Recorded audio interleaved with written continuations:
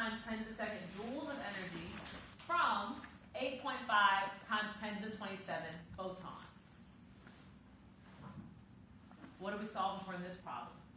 Frequency.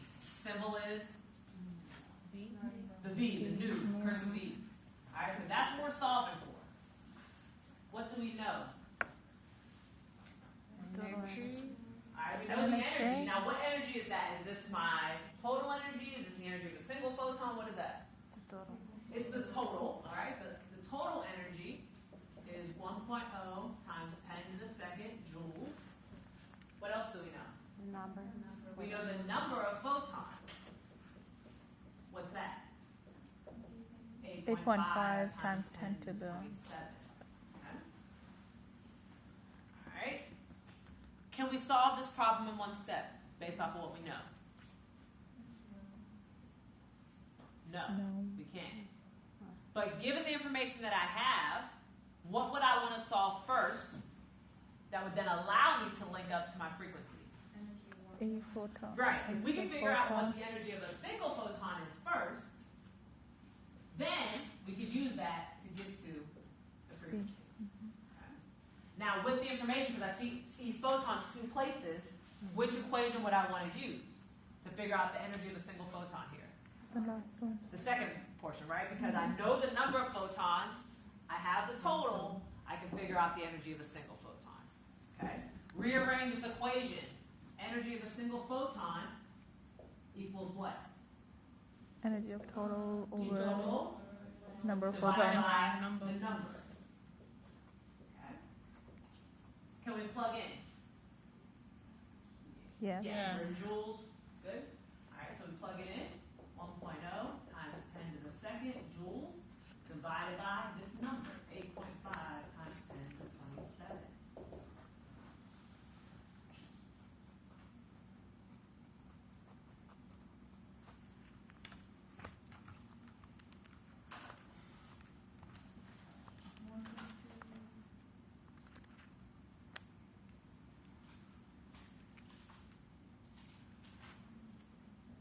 What do you get? 1.2, 10, 1.2 10 to the negative times 26 10 to the negative 26. What's the unit on here? joules. Joules. So one photon carries that much energy. Okay. Now, if we know the energy of that single photon, what's its frequency? So now, what equation can I use to solve for the frequency?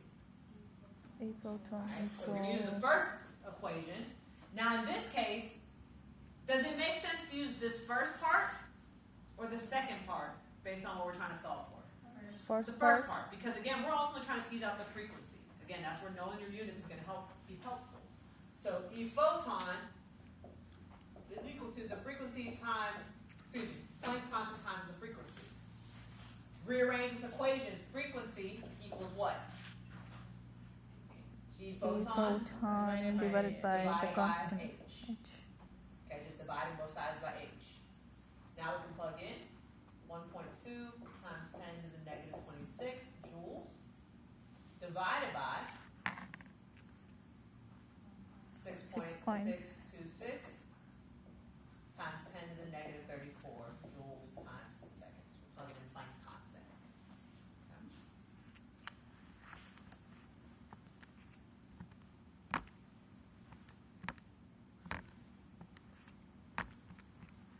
Okay. What do you get? 1.8 times 10 to the, looks right, 1, 2, 3, 4, 10 to the 7. What's the units here? No, inverse sec. Inverse seconds.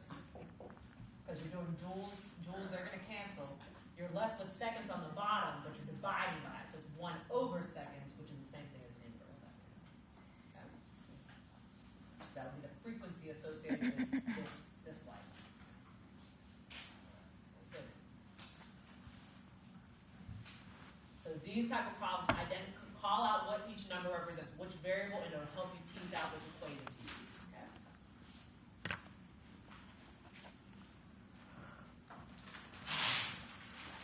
Any questions? Because we're about to switch topics.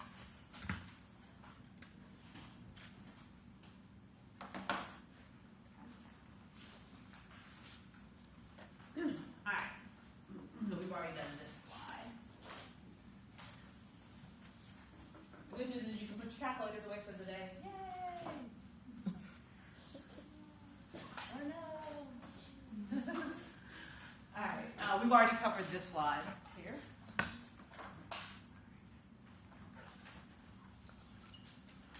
All right. So the next part that we're going to get into, really like the next 30 minutes or so, what we're going to be covering is going to be the foundation that we need to understand where each of these electrons can reside within the atom. Okay, and so that's why it's all kind of conceptual things.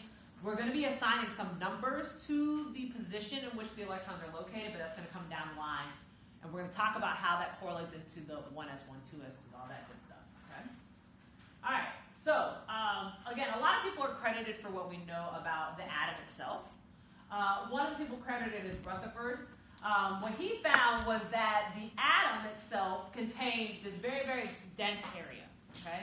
And we talked back in chapter 2, what we know is that really dense core area, that's what we now know as our nucleus.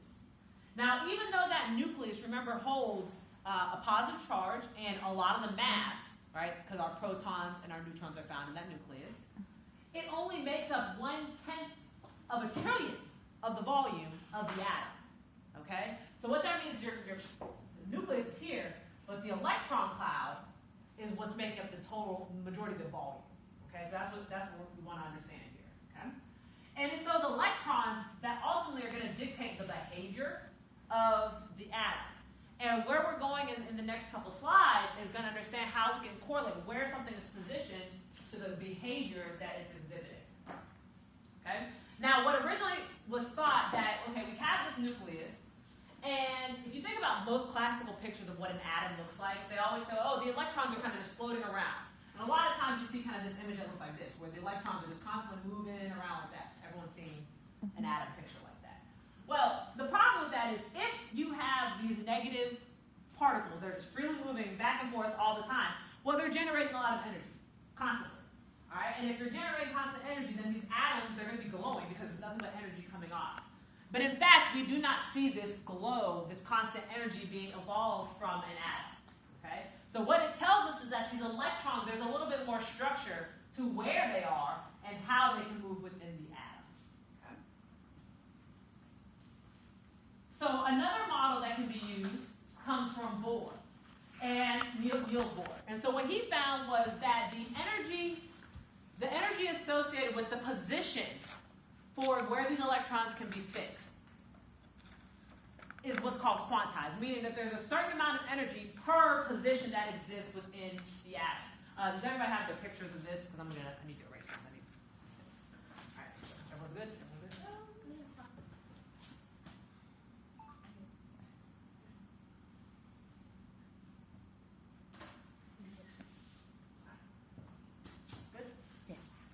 Mm-hmm.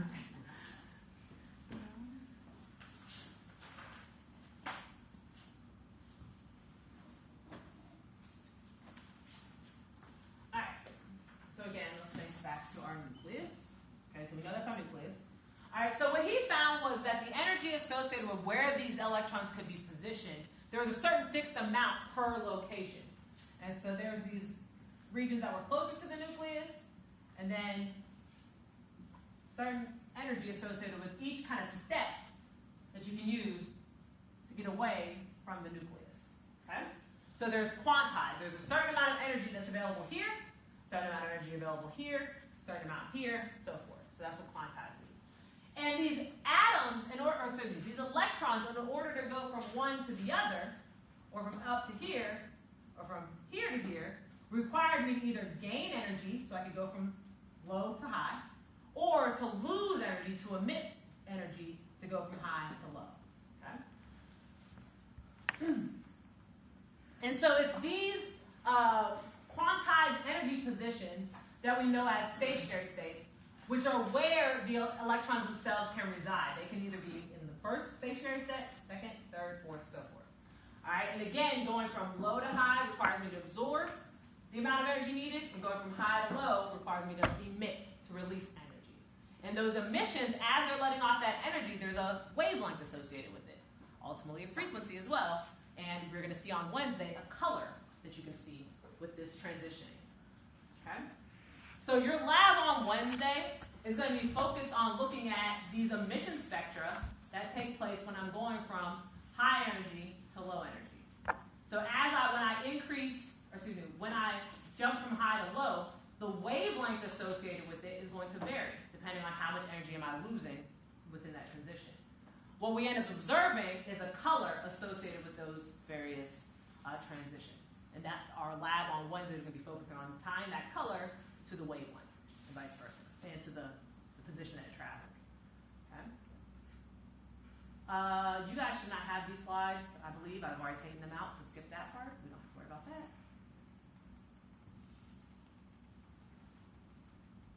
All right. So, if you have a blank piece of paper somewhere, go ahead and draw something that looks kind of similar to this in your notes, because this is going to help us to kind of tie these different things together. So just start with like a nucleus, a center, core area, and then 1, 2, 3, 4, at least 4 rings outside of it. And you can draw it kind of big because we're going to be putting some information in there.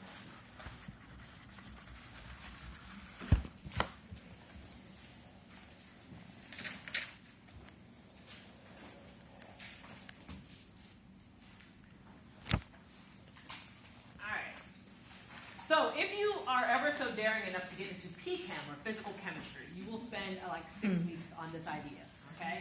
And what this idea is, basically they use a long series of mathematical calculations to understand the wavelength, the energy, the positioning of things, and through this idea of Schrodinger's equation, you could actually predict the region in which the electron in the atom will be located. That region that we're predicting where that electron resides is what we call an orbital.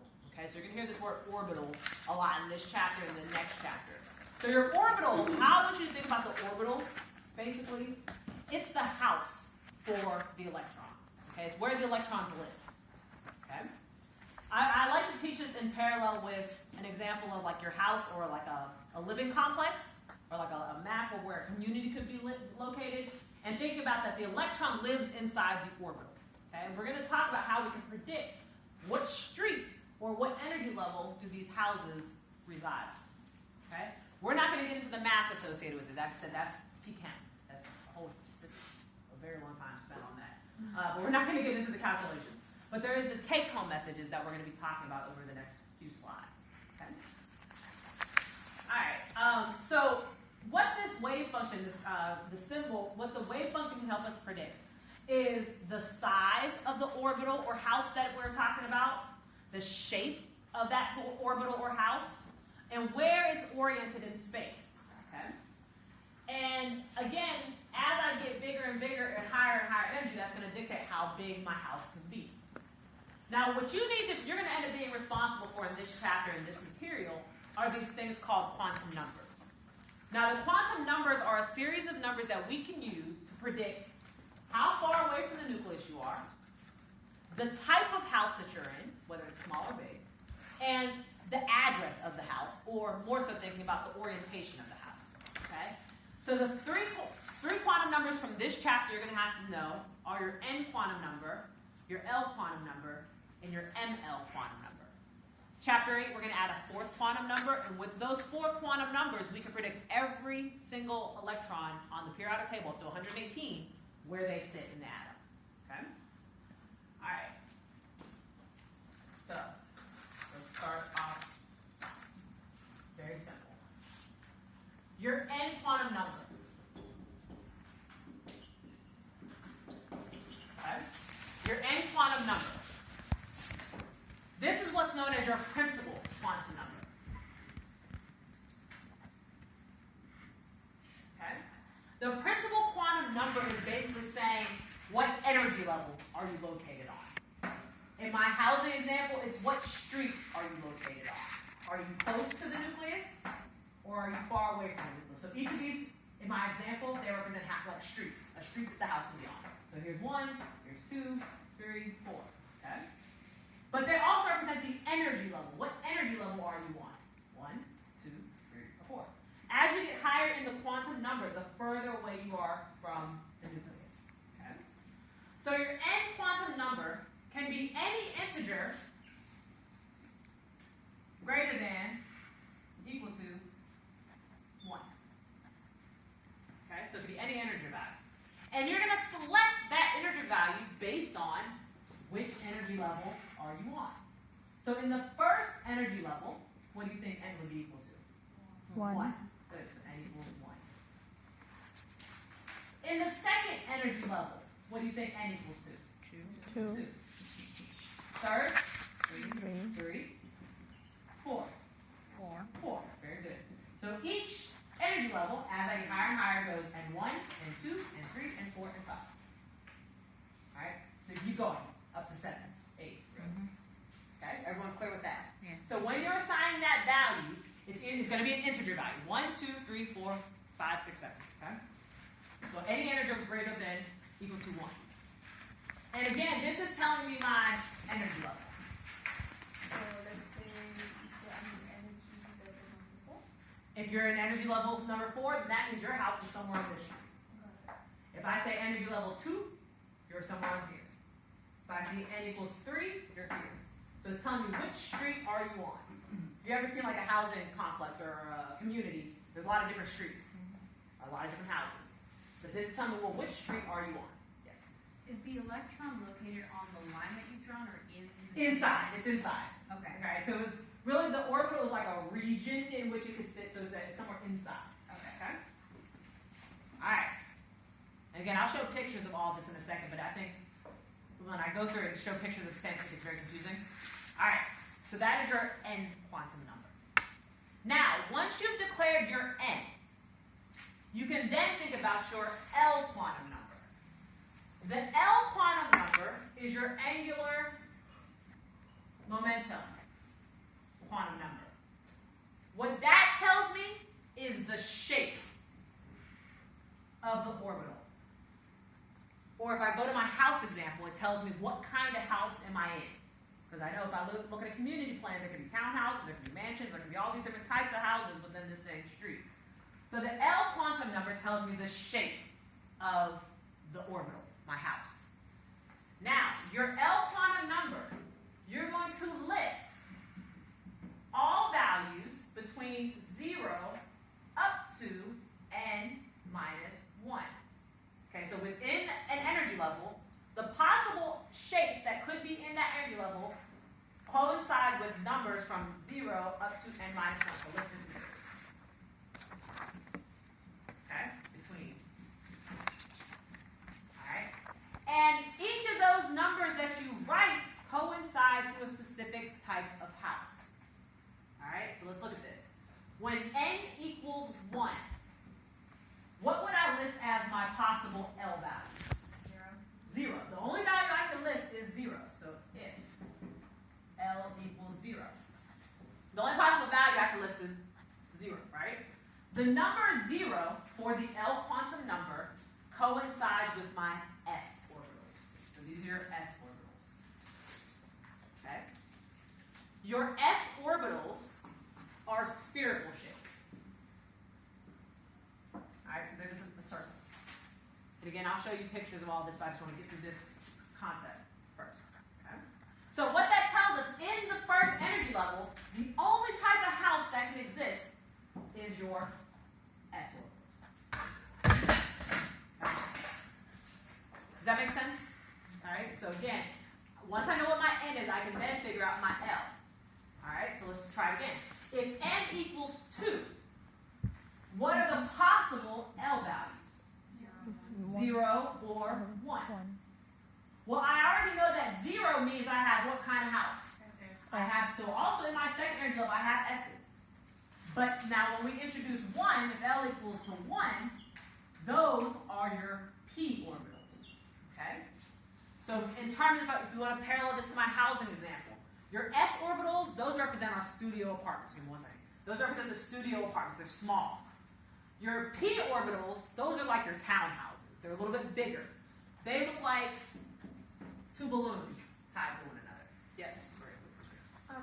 Wouldn't you also have negative one, like -1, 0, and 1? Nope, because you're only listing the values between 0 up to n minus 1. So 0 is your starting point. So if n is 1, n minus 1 is 0. If n is 2, then n minus 1 is 1, so I would list 0 and 1. Alright? So that tells me in the second energy level, on my second street, I also have p orbitals. I have these slightly bigger houses that these electrons can be in. Alright? What about when n equals to 3? What are my possible L values? 0, 1, and 2. or 2. Again, I'm listing everything from 0 up to n minus 1. N minus 1 would be 2, 1, 0. Alright, so when it's 0, we know those represent what kind of orbitals? S. S's. When it's 1, those represent my P's. Now 2, L is equal to 2, those are what are called your D orbitals. Okay? D orbitals are now your single family homes. They're a lot bigger. They look like 4 balloons tied to one another. Most of them. Okay? So getting a little bit bigger. So now we have these bigger houses, bigger orbitals, more places to put electrons in these D orbitals. Okay? Last but not least, when n is equal to 4, what are the possible L values? L could be 0, 1, 2, or 3. Okay? So in my fourth energy level, on this fourth street, I can have 0 means I have S. S's, 1 means I have P. 1 means I have P, 1 is P, 2 is D. D's, 3 are your F's. Okay, so now you've made it. These are the mansions. Okay? These look like 8 balloons, for the most part, tied to one another, so they're huge.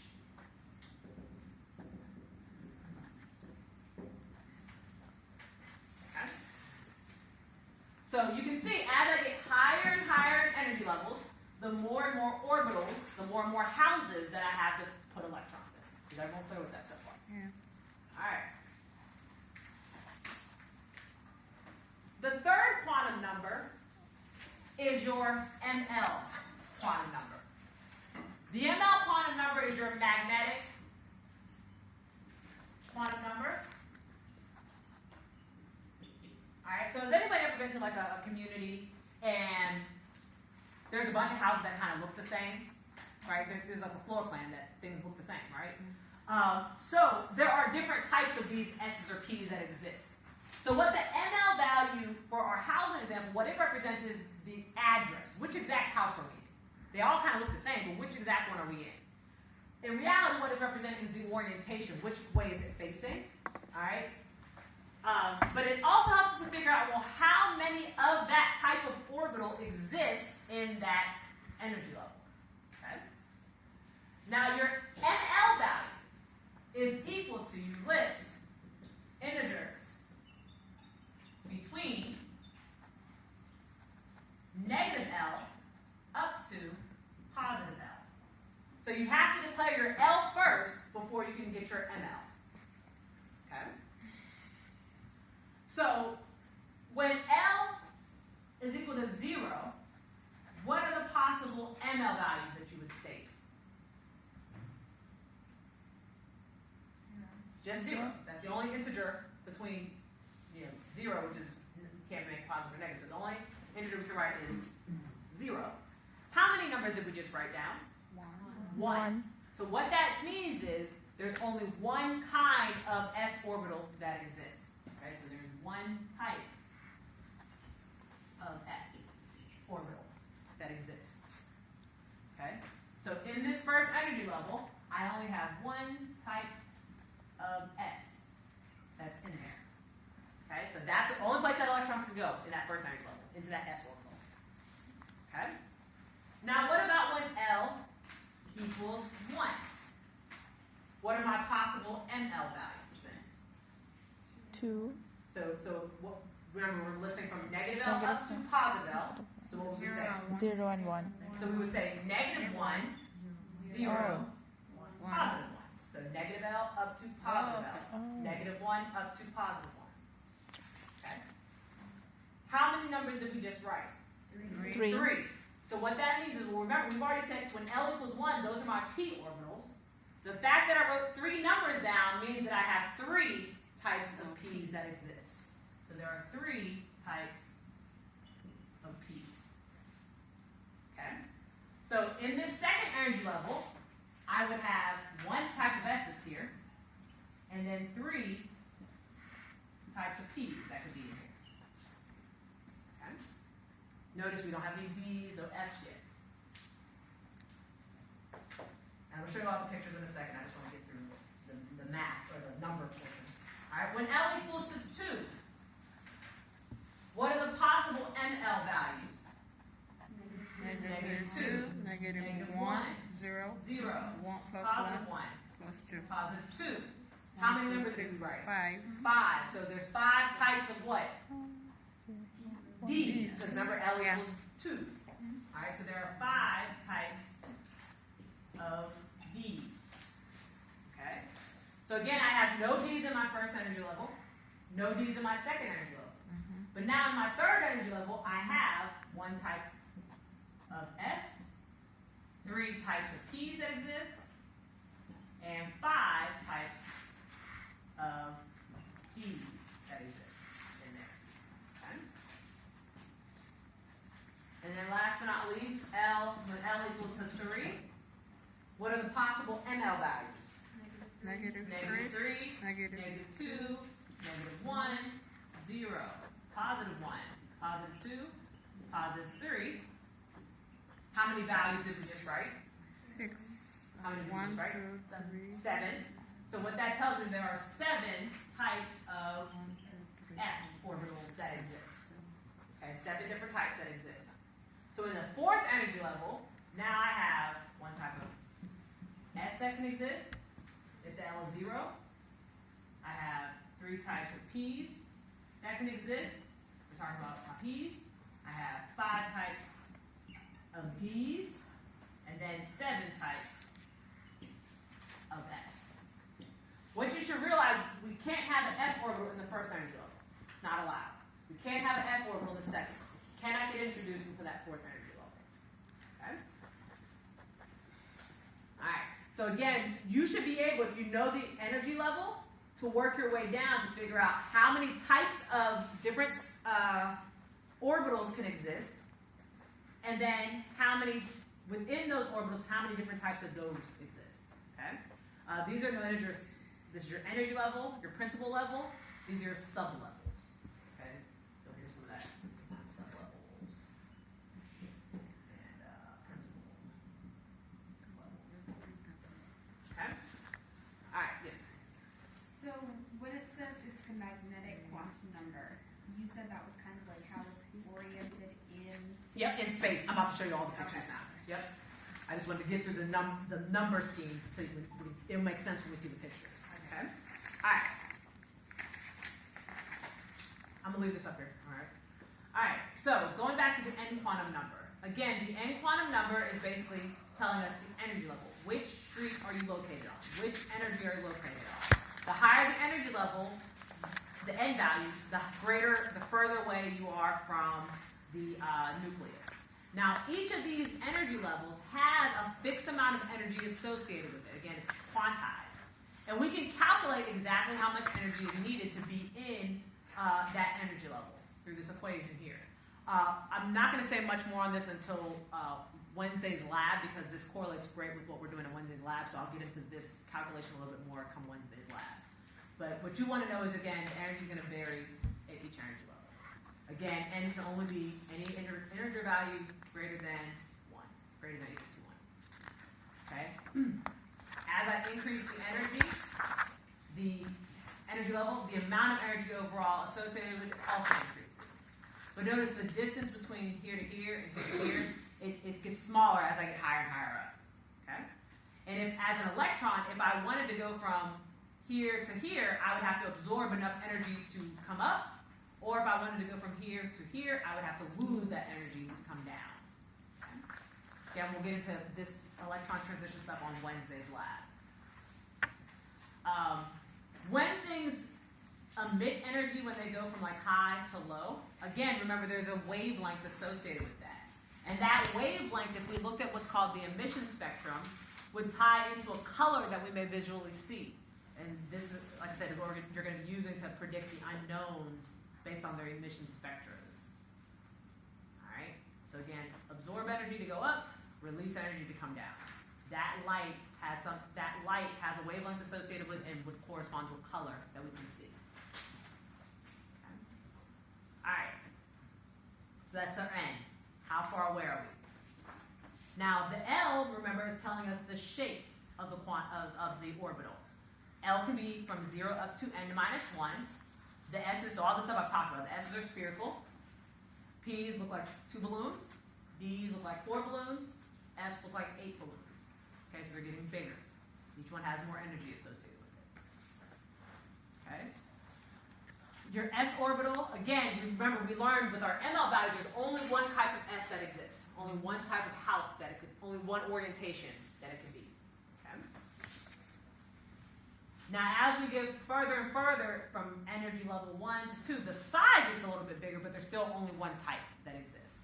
So like, you know, in an apartment complex, sometimes like the studio apartment on the bottom floor, maybe smaller than the studio apartment on the higher floor. It's just getting a little bit bigger. Still a studio, but just getting bigger. Okay? Now our P's, remember these are the 2 balloons. The P orbitals, when we did our ML value, we learned that there are 3 different types of P's that exist. And what that means, going back to your question, Emily, is when I'm saying orientation, which way are they physically oriented? So for our P orbitals, they look like this, where we have one in the X, one in the Y, and one in the Z. So they're oriented different ways. Okay? And what we're going to do, basically, we would assign, you're not going to have to say PX orbital, PY orbital, no. Basically, this is 1, 2, and 3. Okay, so there's one that would get -1 value, one would be 0, one would be positive value.